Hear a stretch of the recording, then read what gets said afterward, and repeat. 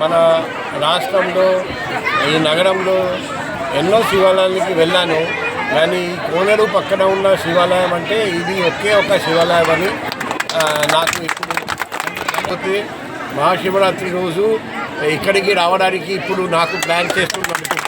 నగర police commissioner doctor శంకరప్రతాప్ Bagchi మాటలను విన్నారు కదా. గోపాలపట్నం సమీపంలోని భగత్ సింగ్ నగర్లో గణపతి సహిత గౌరీ కేదారేశ్వర ఆలయంలో కార్తీక అన్న సమారాధన నిర్వహించారు.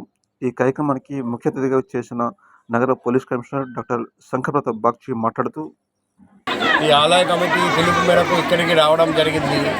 నేను శివాలయం మన రాష్ట్రంలో ఈ నగరంలో ఎన్నో శివాలయాలకి వెళ్ళాను, కానీ కోనేరు పక్కన ఉన్న శివాలయం అంటే ఇది ఒకే ఒక శివాలయం అని నాకు ఇప్పుడు కనిపిస్తున్నాము.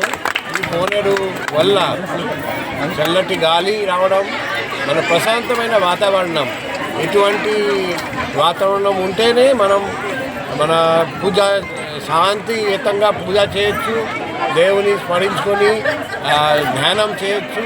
ఇది చాలా మంచి లొకేషన్ ఇది దేవుని పూజ చేయడానికి.